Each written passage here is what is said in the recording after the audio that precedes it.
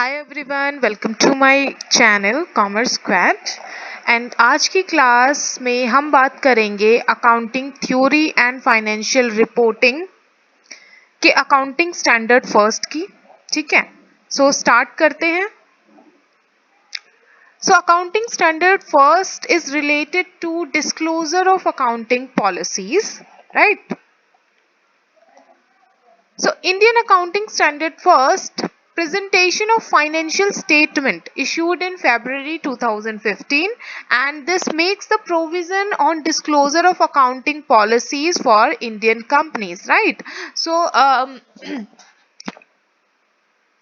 as I said that in February 2015 there is presentation of financial statement issue, and in that there is a provision on disclosure of accounting policies for Indian companies, right?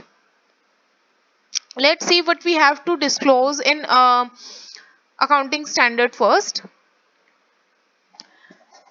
So the first thing we have to disclose is our accounting policies, right? So an entity shall disclose in summary, uh, in short words, of the significant accounting policies that is followed by that entity, and in that it include first is measurement basis, right? So first accounting policy that we have to disclose is related to our measurement basis, right? What measurement basis we are used in preparing our financial statement, so we have to disclose that measurement basis, right? Second thing is the accounting policy, right? So whatever accounting policy we are using that are relevant to an understanding of financial statement, right?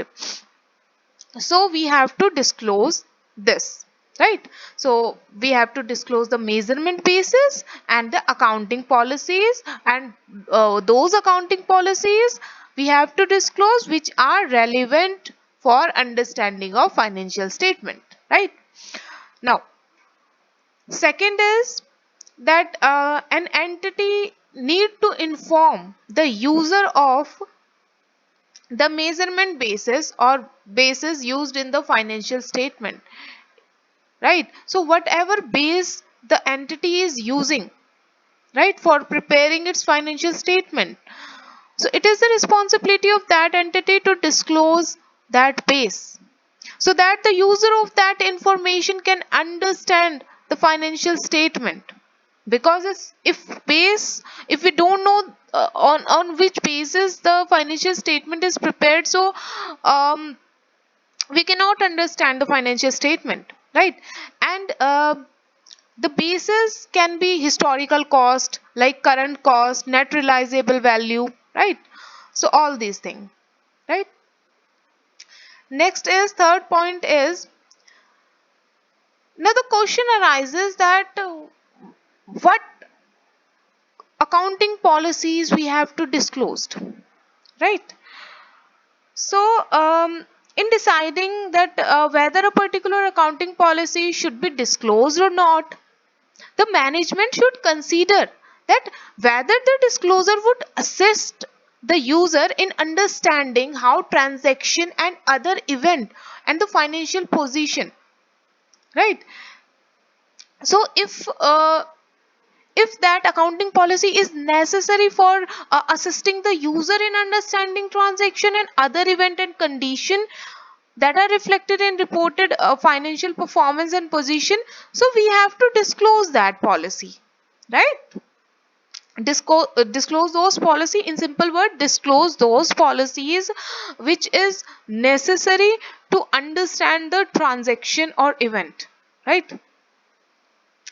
Now the fourth point is, each entity consider the nature of its operation and the policies that the user of its financial statement was expect to disclose for that type of entity, right? So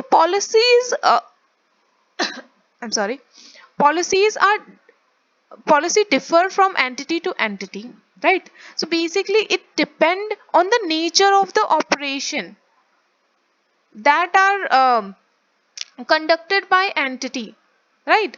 So what type of what the nature of the operation entity is having. So for that kind of operation, whatever financial statement the user is expecting to disclose, the entity should disclose that thing, right? Next is accounting policy may be significant because of the nature of entity operation, even if amount for current and prior period are not material. It is also appropriate to disclose each significant accounting policies that is not specifically required by accounting standard, but the entity select and applies in accordance with the accounting standard 8.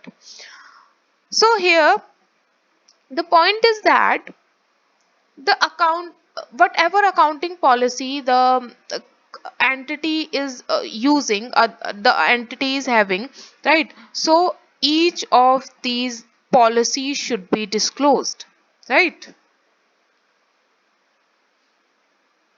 Next is an entity shall disclose in the summary of significant accounting policies or other notes or judgment, apart from those involving estimations that management has made in the process of applying the accounting policies and that have the most significant effect on the amount recognized in the financial statement. So all those disclosure are made regarding to accounting policies. We have to disclose our notes and the judgment, right?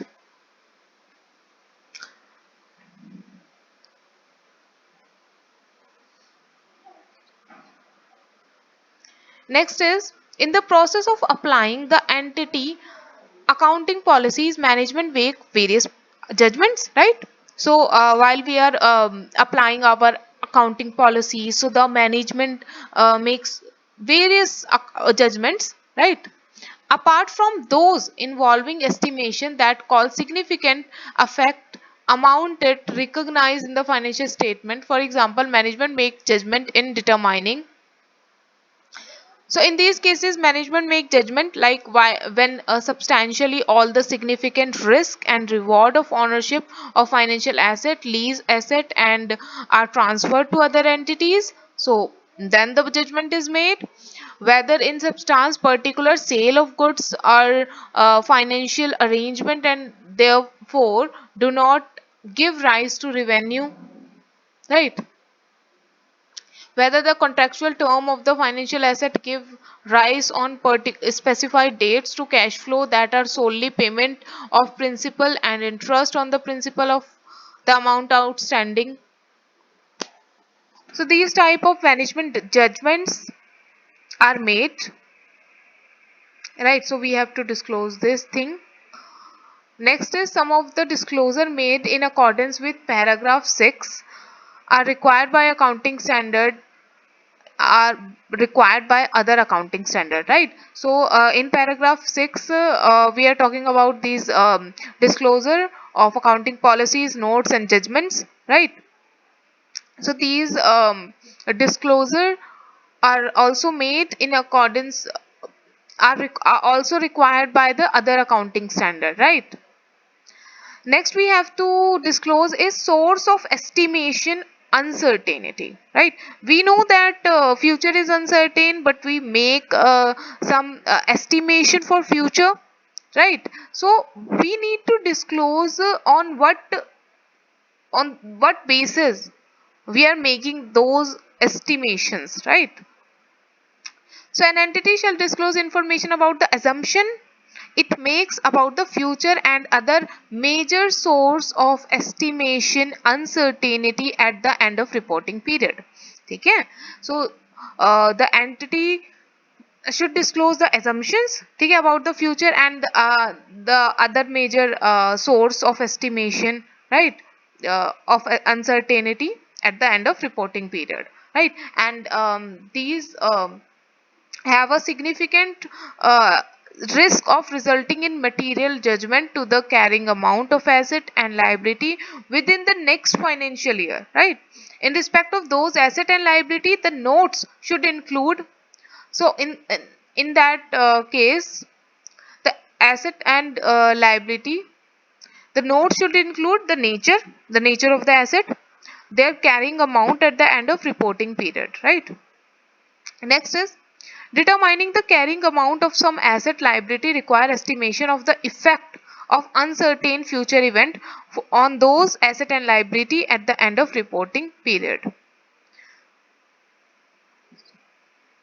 Next we have is the disclosure in paragraph 9 are not required for, so whatever we are discussing in paragraph 9 in this, right? So these disclosure are not required for asset and liability with a significant risk that our carrying amount might change. So here the carrying amount is not changing, right?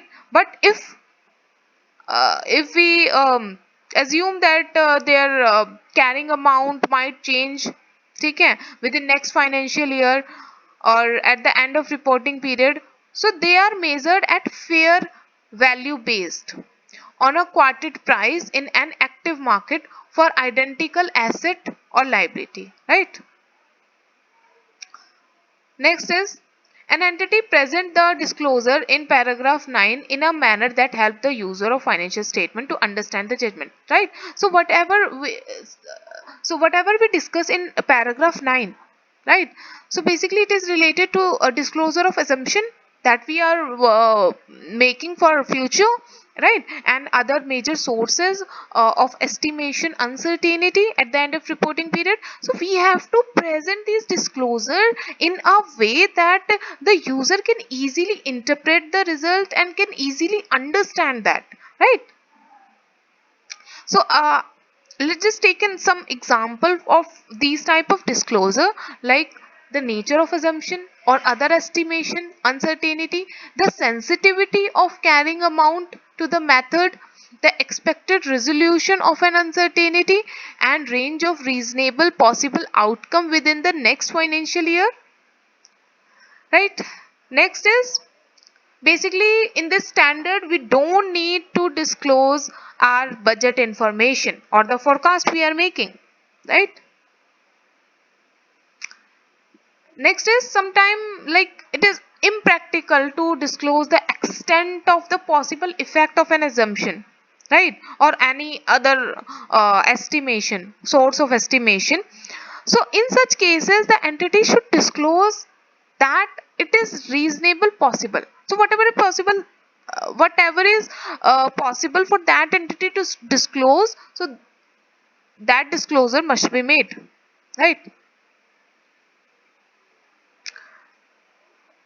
So next is the disclosure in paragraph 6 of particular judgment that management made in the process of applying the entity's accounting policies do not relate to the disclosure of source of estimation entity in paragraph 9, right? So that judgment we are talking about, right?